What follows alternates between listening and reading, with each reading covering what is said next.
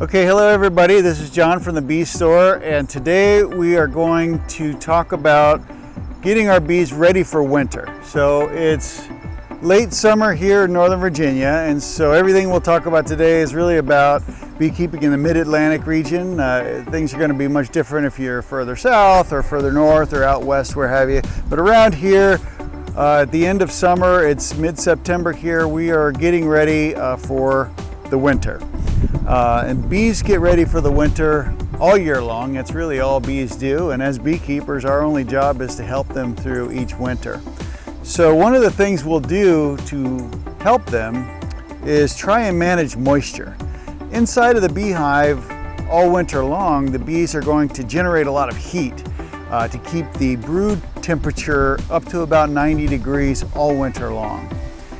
Doing so generates a lot of heat, obviously, but also a lot of carbon dioxide and water moisture. And that vapor, that water moisture will rise to the top of the beehive, collect on your inner covers, and drip back down onto the cluster, causing them to get cold and freeze and die. So moisture inside of the beehive any time of year is a bad deal. So we're always maintaining moisture and good ventilation inside the beehive. But in the wintertime, it could kill your bees. So one of the easy ways to do that is to create what's called a quilt board. Now, I don't know why it's called a quilt board, but it is. And all it is a little box which is going to absorb moisture. And I'm going to show you how I make quilt boards for my bees, and it seems to work out pretty well. And I can reuse all the stuff in the spring because it's not going to last forever. So with that, the things that we'll need is what we call a feeding shim, which is basically just a spacer, easy to make out of 1x2 lumber. This is for a 10 frame hive.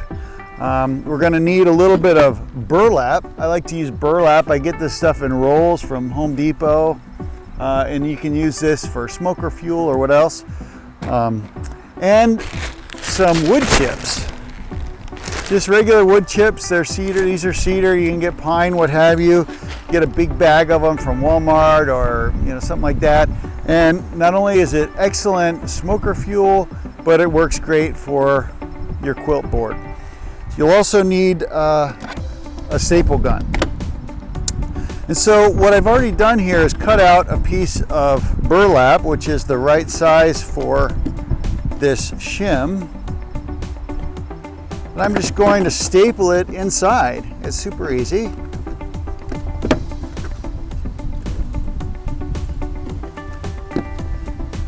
One of the things I love about beekeeping is that it's not rocket scientist, which is excellent for me. I'm not a rocket scientist. And it gives me some sense of accomplishment that I'm creating things.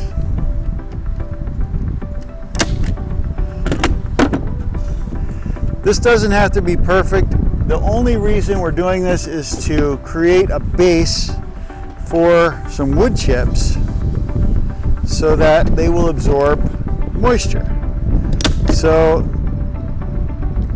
like almost everything in beekeeping, precision is not absolutely necessary, unless we're talking about bee space, and even there we have a little bit of flex.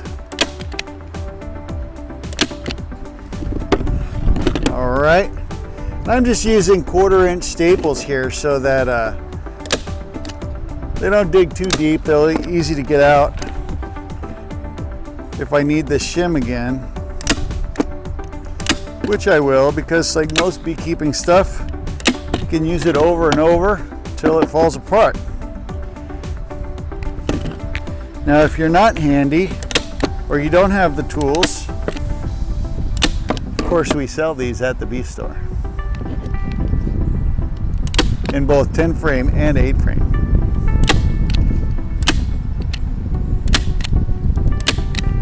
All right, so I just made like a basket, super easy.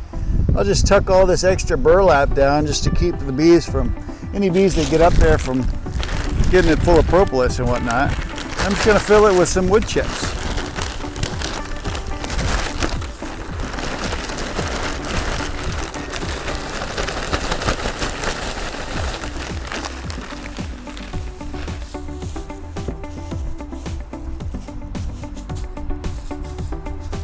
there we have it. Just that right there, a little bed of wood chips, wood shavings here, is going to be enough to absorb any moisture that's going to come up through the beehive. And so we'll set this, the setting will be a spacer right directly on top of your frames, and we'll look at this in a minute, or maybe even another video. The spacer will go directly on top of your frames, where this will give you room to put some fondant, a sugar block, a little emergency feed. And then your quilt board will go directly on top of that.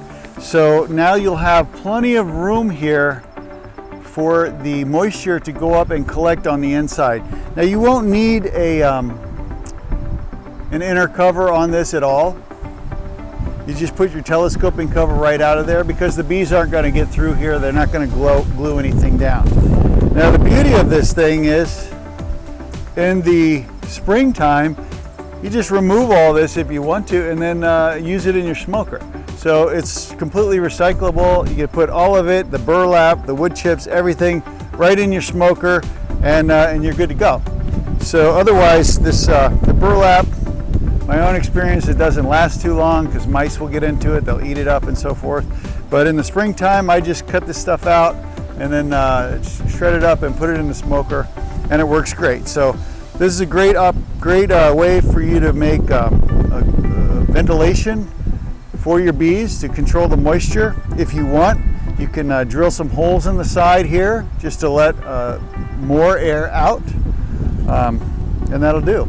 And so that's a quilt board.